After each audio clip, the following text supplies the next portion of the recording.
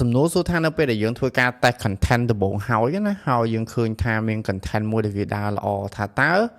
បន្តទៀតយើងគួរតែធ្វើមិនយើងគួរតែរក content បែបមិនដើម្បី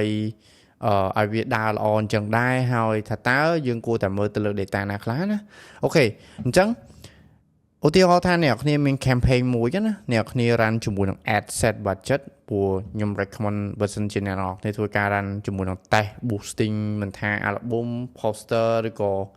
content video marketing ផ្សេងៗណាអ្នកគ្នាអាចប្រើជាមួយនឹង ad set ទៅអញ្ចឹងទី1អ្នកគ្នា launch ជាមួយនឹង ad set មួយអញ្ចឹងអ្នកគ្នាមាន content 3អញ្ចឹង let's say ថា content ហ្នឹងអ្នកគ្នាបង្ហាញពី video អ្នកគ្នា let's say ថា3ហ្នឹងអ្នកគ្នាធ្វើ video ទាំងអស់ណាអញ្ចឹង content 1 video 1 content 2 video 2 content 3គឺ video 3អញ្ចឹងនៅក្នុងរយៈពេល2ទៅ3ថ្ងៃឬក៏4ថ្ងៃអ្នកគ្នាប្រកាសជាឃើញថាតើ3ហ្នឹងនៅពេលដែលវា run ទៅមួយណាដែលវា perform ល្អជាងអូខេអញ្ចឹង let's say ថាអ្នកទាំងអស់គ្នារកឃើញជាមួយនឹង ad ដែលវា perform ល្អណាអញ្ចឹងសំណួរសួរថាតើតទៀតខ្ញុំគួរតែយក data ហ្នឹងយកមក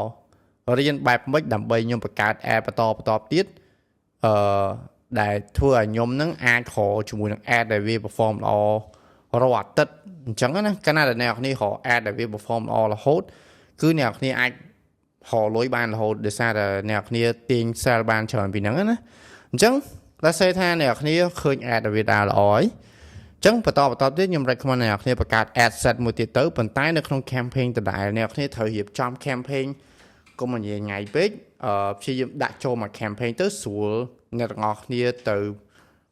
ហៅមើល data ទាំងអស់ហ្នឹងណាមានន័យថាយើងគ្រប់វានៅក្នុងមួយក្រុមតែម្ដងណាអញ្ចឹងបន្តទៀតអ្នកទាំងអស់គ្នាអញ្ចឹងអ្នកគ្នា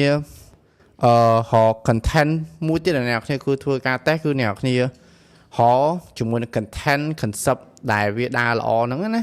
តែវាស្តៀងជាមួយនឹង content ដែលវាដើរល្អហ្នឹងអញ្ចឹងដើម្បីធ្វើអាហ្នឹងគឺអ្នកគ្នាអាចប្រើជាមួយនឹង AI chat GPT បានប្រាប់ថាអូខេអានេះគឺជា ad concept ដែលយើងមានឲ្យវា generate ជាមួយនឹង ad concept ដែលវាស្តៀងហ្នឹងមកអញ្ចឹងអ្នកគ្នាអាច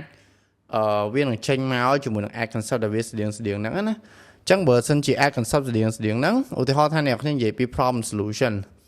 ចឹងវានឹងចេញមកឲ្យថាតើយើងអាចធ្វើអញ្ចឹងដែរប៉ុន្តែយើងបង្ហាញពីបញ្ហាផ្សេងអីចឹងទៅឧទាហរណ៍ណាចឹងអាហ្នឹងមក content ដែលអ្នកគ្នាគួរតែបង្កើតណា content ទី2គឺអ្នកគ្នាគួរតែ test ជាមួយនឹង concept fresh ថ្មីតែម្ដងចឹង content fresh ថ្មីហ្នឹងព្រោះយើង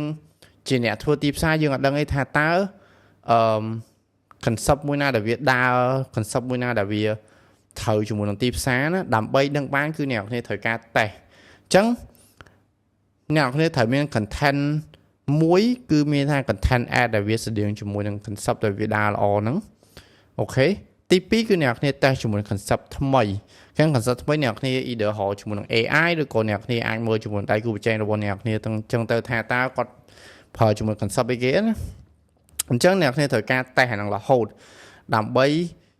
អ្នកទាំងអស់គ្នាអាច keep រកជាមួយនឹង ad ដែលវាដើរល្អណា boost ដែលវាដើរល្អអញ្ចឹងអ្នកទាំងអស់គ្នាអាចប្រើជាមួយនឹង process នេះបានហើយនៅពេលដែលអ្នកគ្នាតេស្តជាមួយនឹង ad set ថ្មីឬក៏ content ថ្មីហ្នឹងនៅក្នុងរយៈពេល2ទៅ3ថ្ងៃគឺអ្នកគ្នាប្រកាសជាឃើញថាតើពីរហ្នឹងមួយណាដែលវាដើរល្អណាអញ្ចឹងនេះគឺជា process ដែលជាទូទៅខ្ញុំធ្វើជាមួយនឹង creative testing គឺខ្ញុំធ្វើបែបហ្នឹងហើយជាទូទៅនៅក្នុងការតេស្ត ad budget ម្ដងទៀតគឺអ្នកគ្នាប្រើជាមួយនឹង ad set budget ណាកុំប្រើជាមួយនឹង campaign budget ពីព្រោះ ad set budget ធ្វើឲ្យការតេស្តរបស់អ្នកគ្នានឹងវា balance ហើយវាតលយៈភាព